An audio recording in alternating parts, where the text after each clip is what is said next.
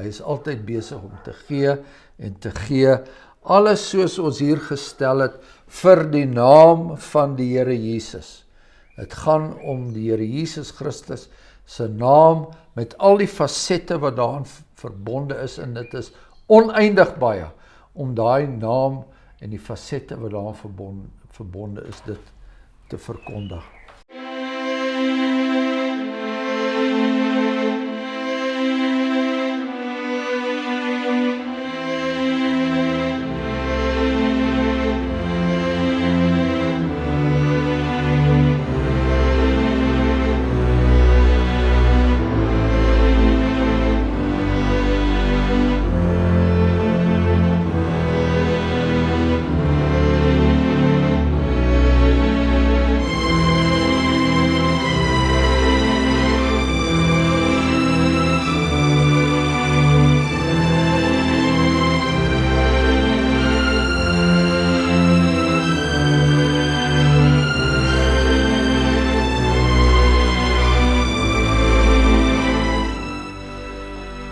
So, deur die Here se genade, volg ons die handelinge van die Heilige Gees, deur sy apostels, en dan in besonder nou die apostel Paulus, met sy 3de sendingreis, wat nou na einde toe loop. Hy is op pad terug Jerusalem toe. Ons het verlede keer gelees hoe dat hy hierdie besonderse aandoenlike en toepaslik vir ons gesprek met die ouderlinge van Efese gehad het, en dan hoe hulle van hom daar afskeid geneem het, met die wete dat hulle hom nie weer sal sien nie. Kom ons bid saam. Onse genadige God en Hemelse Vader, ons kom vandag hier na U toe, en ook elkeen van ons wat op reis is, op pad na die ewige lewe.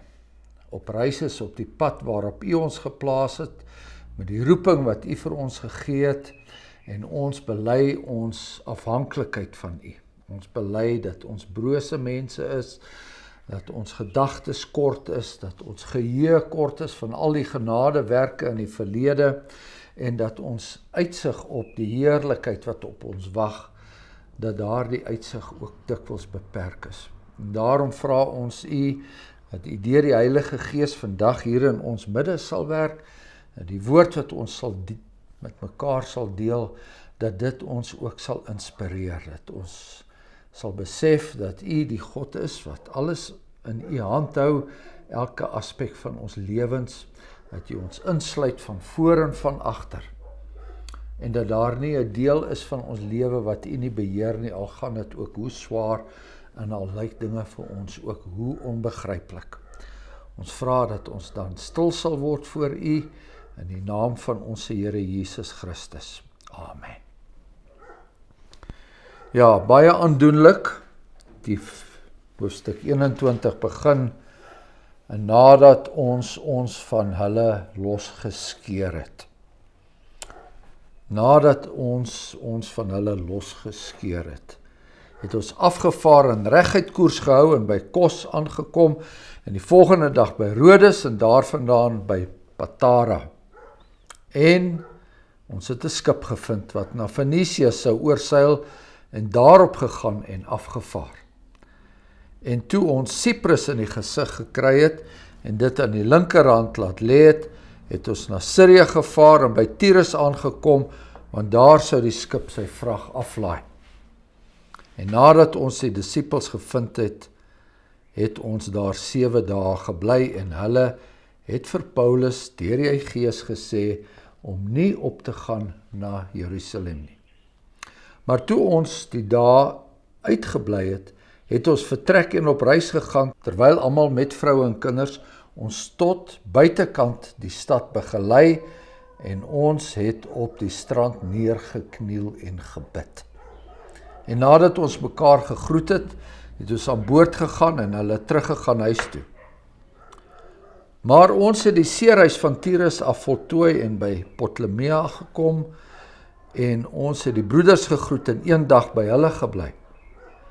En die volgende dag het ons die geselskap van Paulus vertrek en in Caesarea aangekom, en ons het intrek geneem in die huis van Filippus, die evangelis, wat een van die 7 diakens was, en by hom gebly. En hy het 4 ongetroude dogters gehad, wat die profetiese gawe besit het. En onderwyl ons baie dae daaroor gebly het, het 'n sekere profeet met die naam van Agabus van Judea afgekom, en toe hy by ons kom, neem hy die gordel wat van Paulus, en hy bind sy eie hande en voete en sê, dit spreek die Heilige Gees, so sal die Jode die man wie se gordel dit is, in Jerusalem bind en in die hande van die heidene oorlewer. En toe ons dit hoor, het ons saam met die broeders van die plek om gesmeek om nie op te gaan na Jerusalem nie. Maar Paulus het geantwoord, wat doen julle dat julle ween in my hart week maak? Want ek is bereid om nie alleen om gebind te word nie, maar ook om in Jerusalem te sterwe vir die naam van die Here Jesus. Toe hy dan nie oor te haal was nie, was ons tevrede en het gesê, laat die wil van die Here geskied. En na hierdie dae het ons vir die reis klaar gemaak en na Jerusalem opgegaan. Ja, hierdie eerste 15 verse bevat nogal heelwat inligting ten opsigte van eerstens die reis self, maar die apostel Paulus se omgang en sy interaksie met die ander gelowiges. Ons kan onsself indink, ook daardie tyd wat hulle saam op die see was, dit was die apostel Paulus en nog 8 ander, dit is so groot sy geselskap was, dat dit nie ledig spandeer was nie, dat dit soos ons nou in die verlede gesê het, dat ons hier met 'n reisende teologiese skool te doen gehad het. Een kenmerk van die apostel Paulus is, hy het nie enige tyd laat verbygaan om die evangelie te verkondig en uit te dra nie.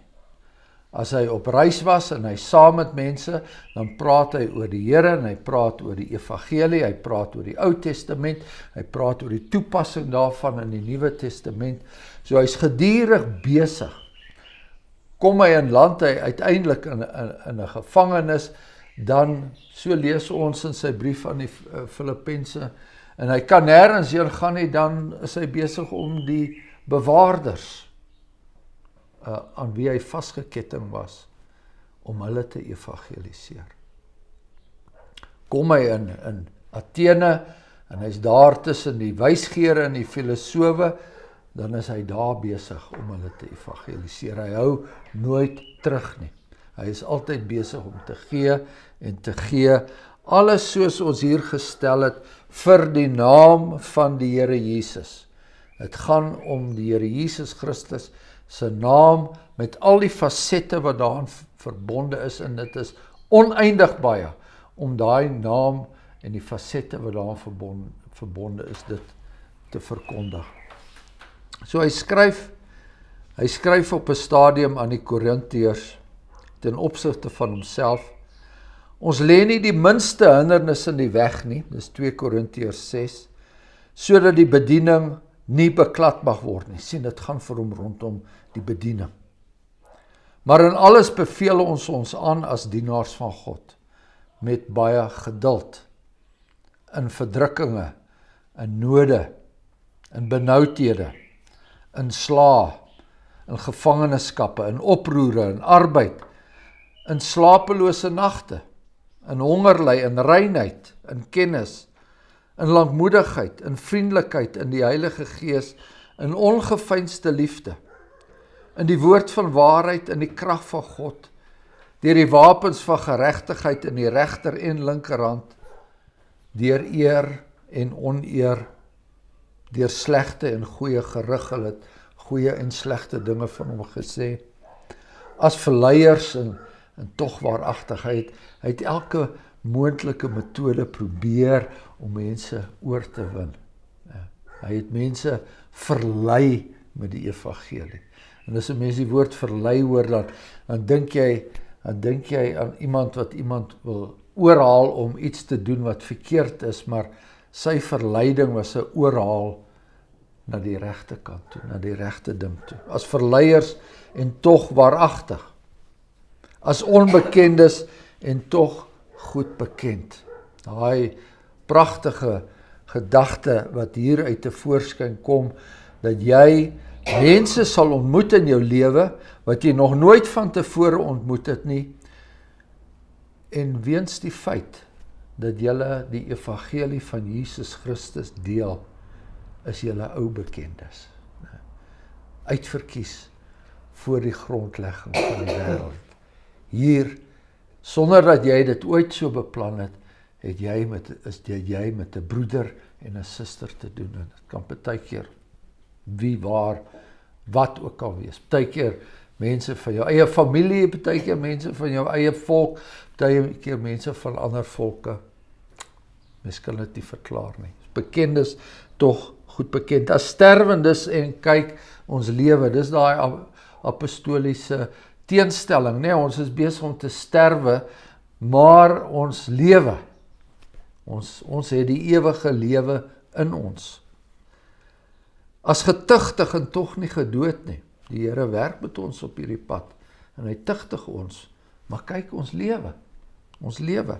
As bedroefdes, maar altyd opgeruimd, wanneer ons met die sonde toestand in ons eie lewe te doen kry, wanneer ons met die sonde toestand van ander mense te doen kry, dan moet ons bedroef word.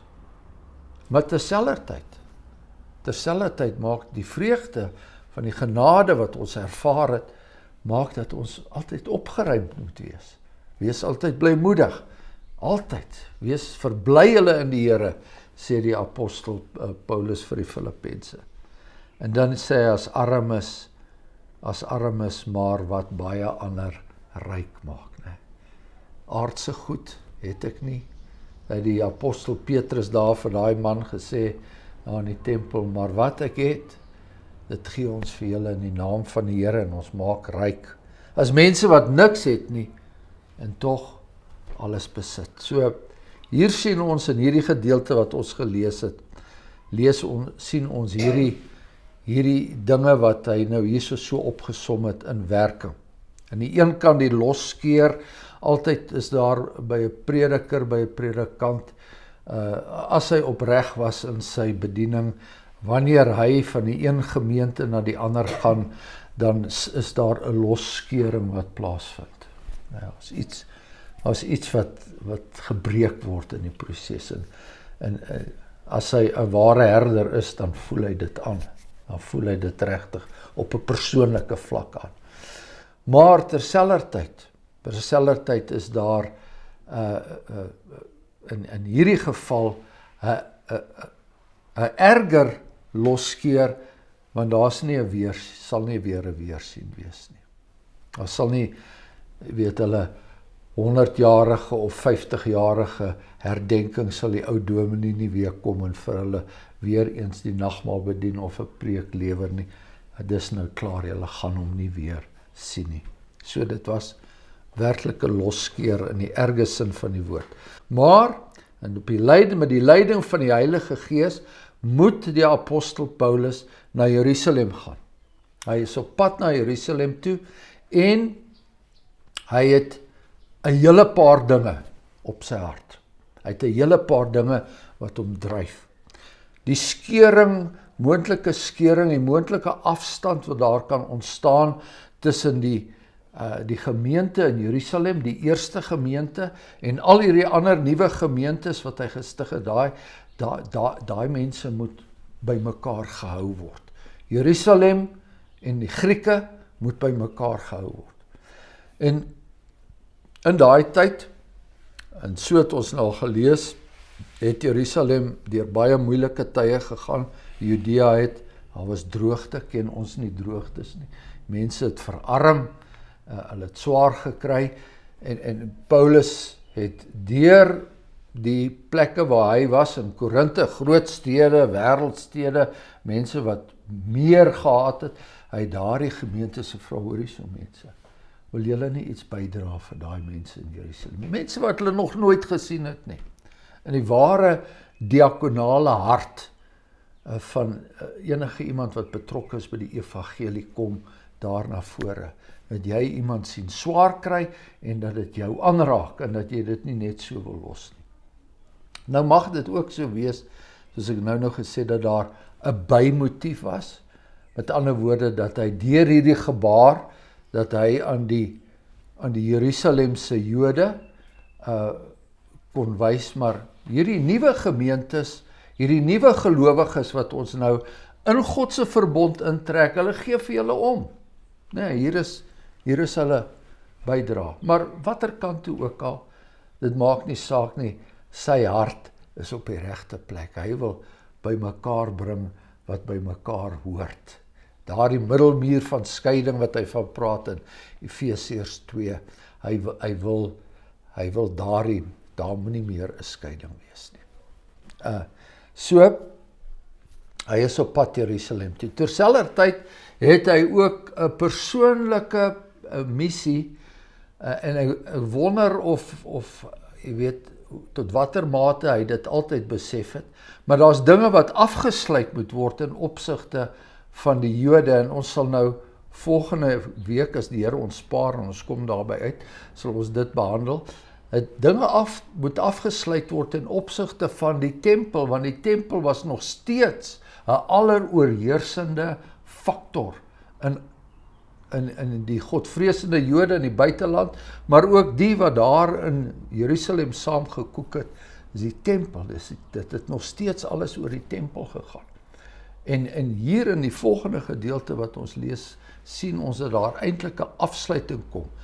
Nou julle sal onthou dat toe ons gepraat die gedeelte oor Stefanus behandel het, waar hy verhoor was deur die Joodse raad, en hoe woedend hy hulle gemaak het toe hy hulle gesê het, julle aanbid eintlik die tempel en die Here is eintlik oral. Dit is wat, as ek nou 'n essensie mag vat, ten opsigte wat Stefanus gesê het met sy prediking, voordat hulle hom met klippe doodgegooi het, so kwaad geword het. Maar daardie houvas wat die getempelgedagte nog op die gelowiges gehad het, daarmee, en ek weet nie of wat sy plan was of wat ook al nie, maar hy gaan reg uit die tempel in, en dit is daar in die tempel waar hy gearresteer sal word. Maar die ander ding wat ons hier raak sien, en natuurlik, die wete, en ons sal nog dink daarby kom, die wete dat dit, ook Jerusalem is nie die eindpunt van sy reis nie, maar hy is op pad Rome toe. Hy is op pad daar. Dit gaan nie die einde wees nie. Rome, dis waar hy nou op pad is. Die setel van wêreldmag op daardie stadium. Hy moet in Rome kom. So al daai dinge sit agter hom. Jy weet, ons het hier baie jare verloop van hierdie reis begin het, voordat hy uiteindelik in Rome gekom het. Hy was in Caesarea in die tronk en so meer. Maar goed, nou wat opval is, ons hierdie gedeelte lees, nou sal op reis, eers hier met die Griekenlandse kus af, en dan naderhand, dan kom hulle nou daar in Fenisië aan, Tyrus aan, en hulle is nou, ek wil sê daar in die ou gebied, wat op 'n stadium deur Israel beheers was, deur die noordelike stamme beheers was, wat later heidengebied geword het, Tyrus en Venesië, en wat nou weer deur die evangelie ingeneem word. Want ons moet onthou, toe na Stefanus se steninge daar mos 'n groot vervolging uitgebreek teen die gelowiges in Jerusalem. En hulle het die hele wêreld volgespat, in allerlei rigtings. En dan kom dit baie duidelik uit dat die Heilige Gees daar agter was, want nou het mense soos Filippus uitgegaan soontoe, en die evangelie is daar versprei, en daar versprei, en daar versprei, ook in Caesarea, en ook hier in Tyrus, en natuurlik in Antiochië, wat nog hoër op lê.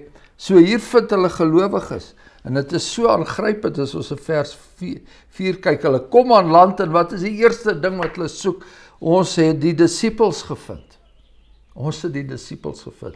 Maar my so vir my so belangrik, jy weet, mense immigreer na ander lande toe en almal het hulle eie motiewe, hulle gaan na ander dorpe en hulle gaan bly op ander plekke. Maar baie selde as jy met hulle praat, dan hoor jy,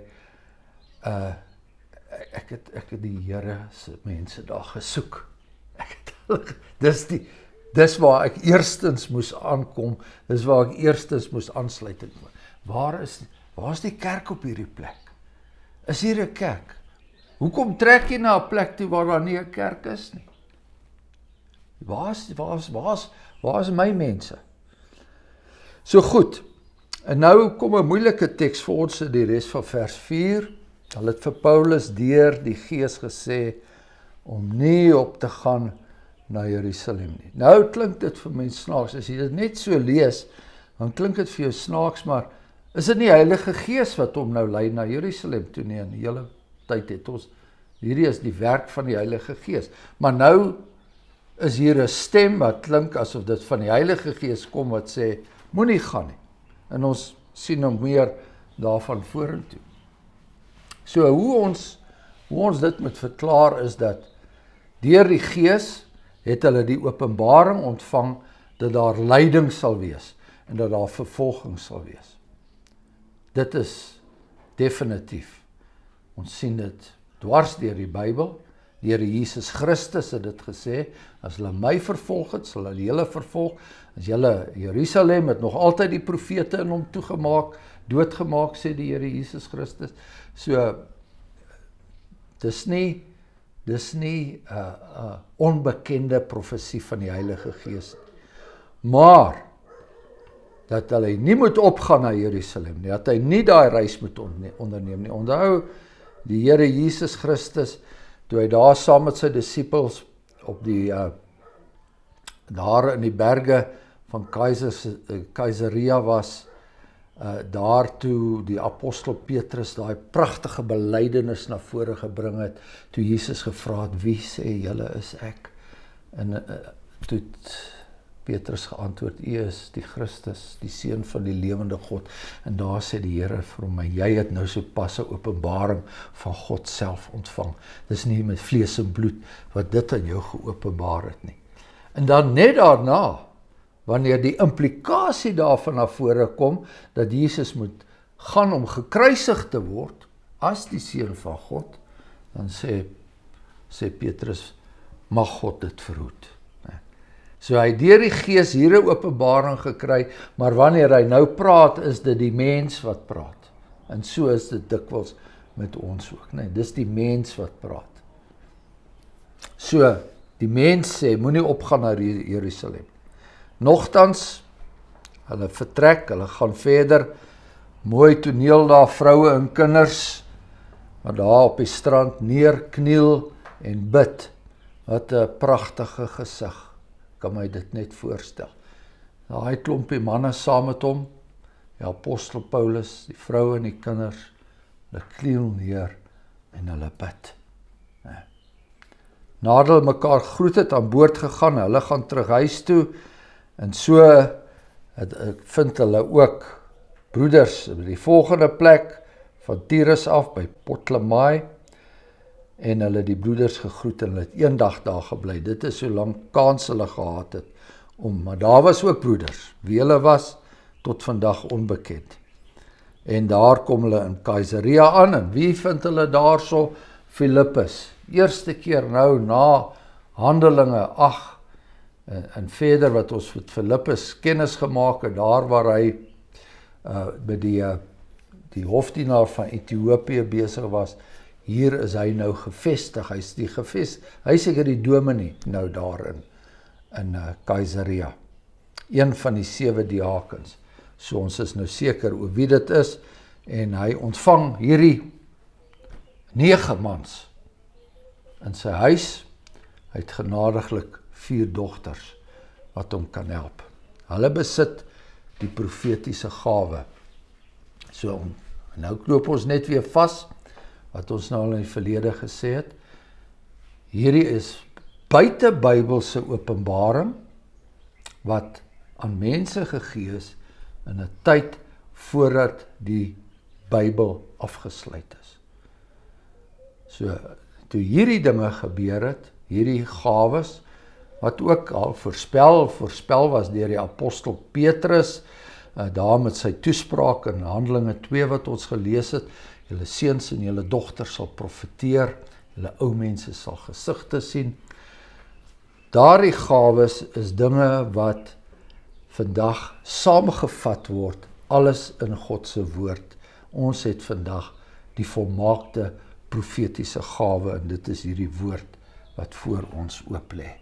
Ons soek nie nou meer buite Bybelse openbaringe nie. Dieselfde ook met hierdie profeet Agabus, wat ons al van verneem het. Dis nie die eerste keer dat ons van hom verneem nie.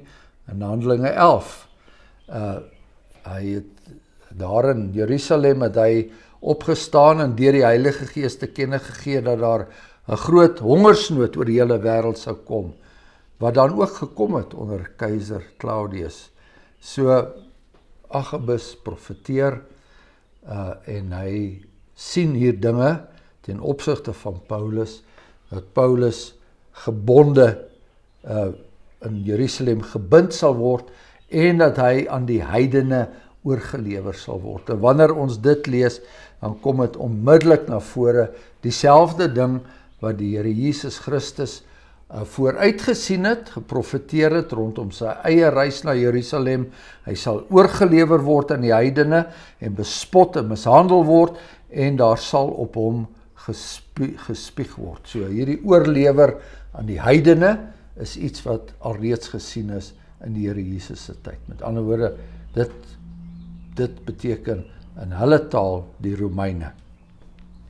En toe ons dit hoor, het ons saam met die broeders van die plek om gesmeek om nie op te gaan na Jerusalem nie. Wie is ons? Lukas en hierdie ander mans wat nou so lief geword het vir hierdie rabbi van hulle, wat hulle nog al die pad saam mee was en so baie dinge deurgemaak het. En dis my verbasend dat die een persoon wat die handelinge opgeteken, en daar was baie ander handelinge gewees, wat ons nie van weet nie, want die Here het 12 apostels uitgestuur. En Barnabas, ons lees van Barnabas, so rukkie en nou lees ons nie weer van hom nie, maar al hierdie manne was besig met dieselfde ding. Maar die Here stuur die een wat alles opteken, stuur hy saam met Paulus, Lukas, ons, Lukas. So, die Here sê vir Lukas, gaan saam met daai man, skryf op, alles wat gebeur. Nou, so hier begin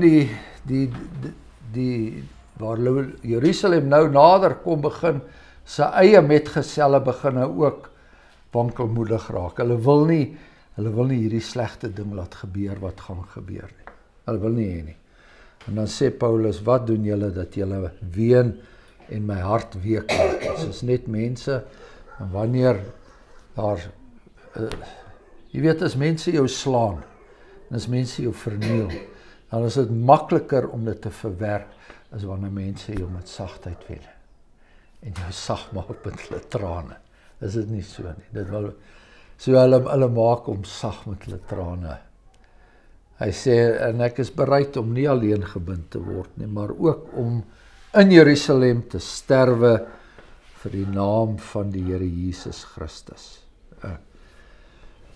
En so mooi wat hy sê in Romeine 8, ek reken dat die lyding van die teenwoordige tyd nie opweeg teen die heerlikheid wat aan ons geopenbaar sal word nie. Dit is die geloof waaraan hy vashou, dis die geloof wat hy aan ander verkondig het, en dis die geloof ook wat hy na die beste van sy eie vermoë ook in sy eie lewe beoefen het, dat hy bereid sal wees om te sterwe vir die naam van die Here Jesus Christus. Daardie naam, en soos ek net nou gesê het, alles wat daardie naam behels.